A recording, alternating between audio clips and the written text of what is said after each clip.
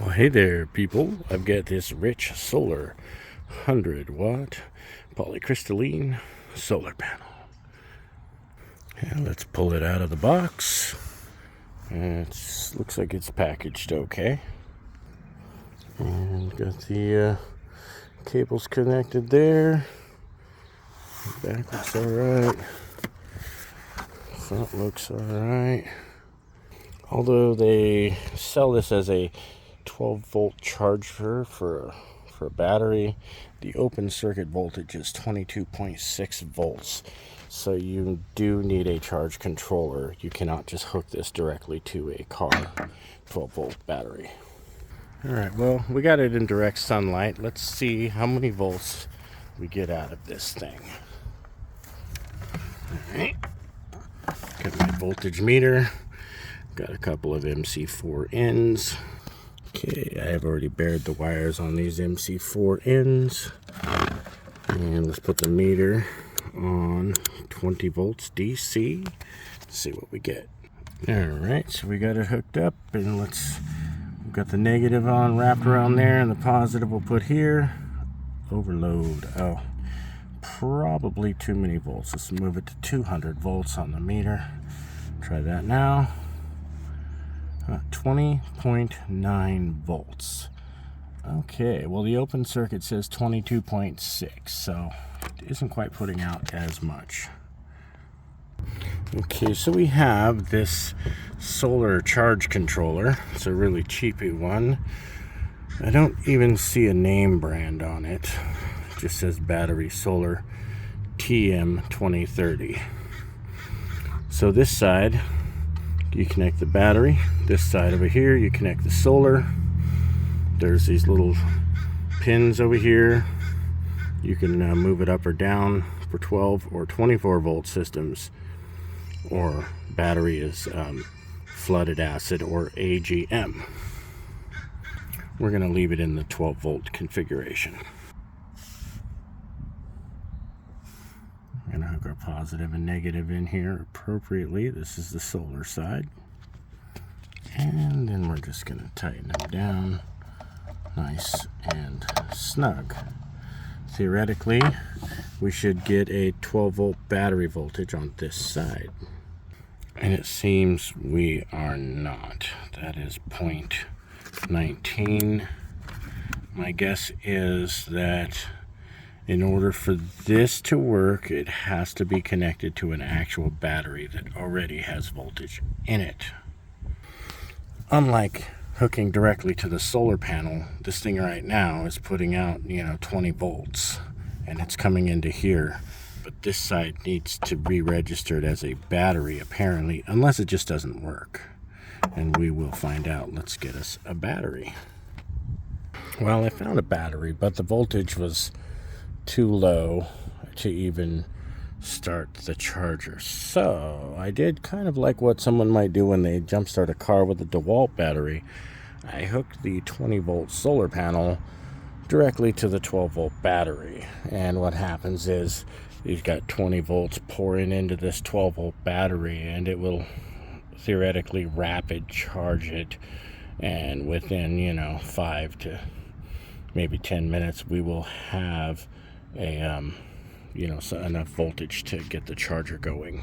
Normally your alternator on a car puts out up to like 18 volts or something like that to charge your battery. So this is just a couple more volts, 20 volts going into this battery, and I'll put on the tester so you can see where we're at. So it's showing right now 15.5 volts, so that's with 20 volts going into this dead battery. Alright, and now I've disconnected the battery from the solar panel, and we've got 12.2 volts in the battery. That's pretty cool. And we reconnected the solar panel to the charge controller, plus and negative right here coming in on this side, and the battery is coming out to this side. And I see, was that a flashing light? It's hard to say. In the sun, it looks like we're getting some connected light. Yeah, it's a flashing light. And it might be charging. Yeah, the light is on for charging. So it's charging. That's cool. What kind of voltage we got here? Well, hot dog, we're getting 14.6 volts from the solar panel through the controller and into the battery. So there we go. We got a solar 12 volt charging system working. So now the next part of this project is here. This is my garden irrigation system that I am building. It consists of a 12 volt pump, a Vivor pump that is rated for 5.5 gallons per minute, and it's a on demand. So when you turn the hose nozzle off, the pump turns off. So it shuts itself off, and when you open the nozzle, the pump turns on. And this is a timer, a watering timer with 4 different ports which you can set different zones, different times, and watering frequencies. Let's hook this pump up to the battery and see if we can get the pump to turn off. Okay, so I rigged up a couple of wires here to the power wires on the pump. Hook the negative to the negative on the battery, and when you touch the positive to the positive, you hear the pump kicking on. And the pump came on and then stopped. Why? Because of the timer. It's coming out of there. I got water pumping into there. So if we put this to off,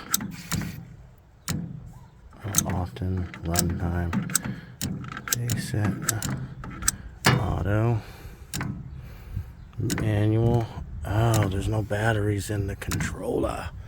Oh, okay, well, that changes things up. So we removed the controller. Now let's try this again and connect the positive wire to the battery. You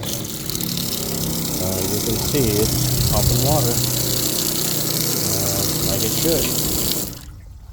So it does pump water, and it does shut off when it builds up pressure, and it does run off of a 12 volt battery, and it will pump out of my rainwater collection totes, and the battery will charge off a solar panel. Super cool. So here's the garden.